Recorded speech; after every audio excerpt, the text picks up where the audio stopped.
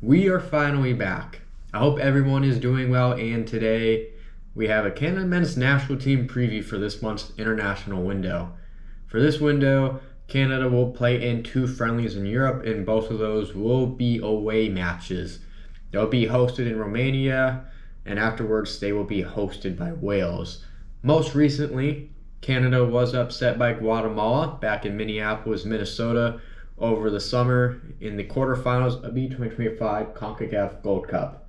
Well, it felt like tons of progress has been made since the previous summer from Copa America. Seems to be all lost minus them moving up 28th in the FIFA rankings, so they're going to need to turn things back around as soon as they play Romania, which is absolutely crucial in my opinion.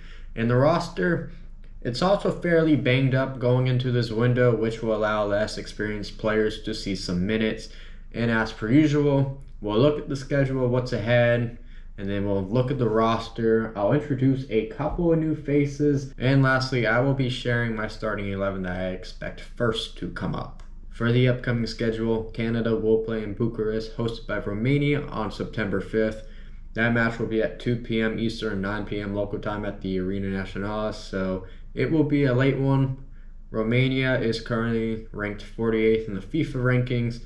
Afterwards, Canada will head to Wales and play in Swansea at the Swansea.com Stadium on September 9th. That match will be at 2:45 p.m. Eastern, which is 7:45 local time. Wales is ranked only 3 spots behind Canada in 31st. For the roster, we see a lot of the same players with a couple of new players receiving their first call-ups and some players that are out the door, which could see their national team career come to a close. Theo Barr ends up making his return to the national team as an injury replacement. Captain Stefan Eustáquio for this window officially returns after a failure of a FIFA Club World Cup with Porto. Jaden Hibbert receives his first international call-up, who will be the 3rd goalkeeper this window. Junior Hoylett returned to the national team for the first time in close to a year, who has been playing in UEFA competitions for qualifiers lately.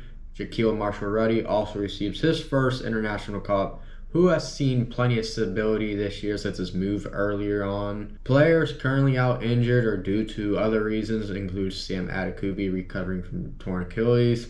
Alphonso Davies continues his ACL tear recovery. Daniel Jebison suffered an injury with his personal trainer, which was a mainstream story. Alistair Johnson ended up having a full hamstring tear most recently. Kyle Larin ends up missing out as he looks for a new home in Rotterdam, as well as a child on the way. Liam Miller is finalizing his ACL tear recovery, and center back Kamal Miller suffered a knock before this window started. Players that ended up not being selected includes goalkeeper Tom McGill from a lack of playing time. Veteran midfielder Jonathan Osorio misses out for the first time in what feels like over 10 years, and Lazar Stevanovic ends up missing out, who was just a training player, so that's no shocker. And also notably, Jacob Schaffelberg is suspended following his red card against Guatemala by FIFA. Now we are going to introduce a couple of new players. One is more of a surprise to me, I would say, as well as many people, while another player was someone I began eyeing back in July up until this point. So let's get right to these 2 gentlemen. The first player is a goalkeeper, and that's Jaden Hibbert. He is a 21-year-old out of Mississauga, Ontario, and he plays for Atlanta United of the MLS. Recently, he has been playing matches, and he's coming off some great form actually. He's had back-to-back clean sheets in his first 2 MLS matches of the year against Toronto and Nashville.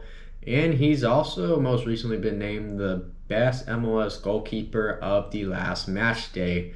And he has yanked away the spot from Brad Guzan, so that's quite crazy. And then he also played in one additional match in the Leagues Cup, which was a 4-1 win. Notably, he's also played in 2 friendlies for Jamaica, but it does appear he has made his one-time switch for Canada. And I'm looking forward to what he can do throughout his career, as it's just beginning to grow right now as he gets in the MLS matches on a full-time basis. The other player is on the opposite side of the rivalry with Atlanta United, which is Shaquille Marshall-Ruddy. He is also 21 years old from Brampton, Ontario, playing for Charlotte FC. He is also on loan from CF Montreal.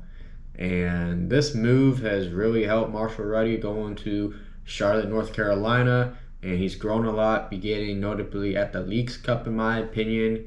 He also had a really good match in the U.S. Open Cup. So right now, he actually has 4 assists in all competitions for both clubs in 30 matches. So I am very happy for Marshall Ruddy, who is starting to become his true self and is enjoying life.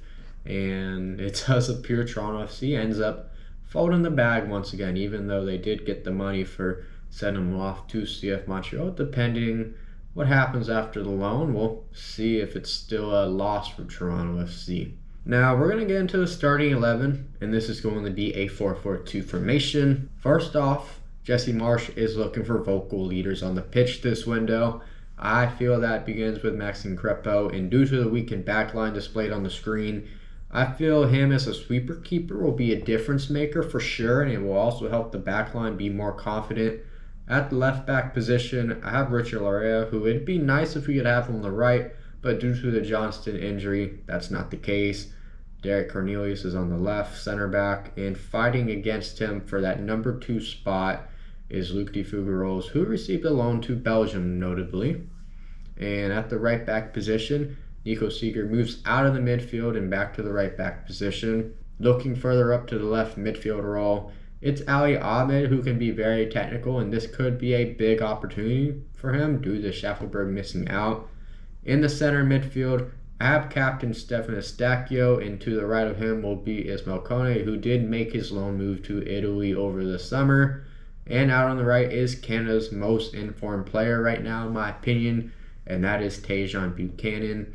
And up front, we have Jonathan David, who is a lock, obviously. And the other forward I chose was Tani Oluwaseyi, who also made a big move to a big club in Europe most recently. Getting into the substitutes, we obviously don't have to use all the substitutes, and I'm sure they can use as many as they want in the friendly, but we'll keep it to 5, and I'll give you the best 5, in my opinion, ahead of the Romania match. So, number 1, I have Nathan Saliba getting on for Ismail Kone, and Saliba has hit the ground running for sure, playing in Belgium for his new club. He is coming off a red card, which is why I do have him coming off the bench, but he is going to be a big-time midfielder for the national team, and I'd suspect he gets half of the match. And then for my second sub, I do have Jaden Nelson for Ali Ahmed, and I'm sure we all know that Nelson did not have the best of summers, but most recently he has got a couple of assists and he is starting to regain his form, which could be some help from Thomas Muller. That could be the reason, but still, that does help build confidence. So I can obviously see him taking off his club teammate Ali Ahmed, and I would only expect to see Nelson once this window. For my third substitute, this is more of a super substitute, and that is Promise David. And he has a couple of big goals to start off the year in Belgium, and that also includes his last match. And the things he does have, he has speed, he has height, and I feel that will be an X factor at the end of these matches coming up. For my fourth substitute, so on the song, he's actually looked pretty good, honestly, and he has shown that he deserves to be here after a really good summer, and it looks like he's enjoying his opportunities, honestly. So we've actually seen him all year long, and I believe he's absolutely built some confidence as a player, which is a good sign to come. And for the substitute, he's going to take Nico Seeger off, and then I'm going to flip-flop him with Larea, so they're on the preferred sides. Lastly, I have Junior Hoylett, who is a veteran player, and he can score some clutch goals, as he did back in November with the match winner in Suriname back in the Nations League. And if it has to come down to it, I can see him going out there and finding a way to produce a goal, which it could also be an assist. And I couldn't really figure who to yank off, but Buchanan, unfortunately, was my decision. There will be no predictions in this video, as I do have another video on the way where you will hear my predictions for both matches. So this will end up wrapping this video. Hopefully Canada ends up putting a successful window together after a rough close to the previous summer. It's also going to be tough to gain rankings points due to other nations that are playing in official competitions, aka the 2026 FIFA World Cup qualifiers. but the main focus should be to continue to develop with 6 matches to go this year, with a pair of friendlies also scheduled for October and November before the year of 2026, the big year. Other than that, I hope you're able to have time to catch these matches, as these are in the afternoon if you're in Canada or North America in general. And I look forward to seeing y'all soon. Take care, everyone.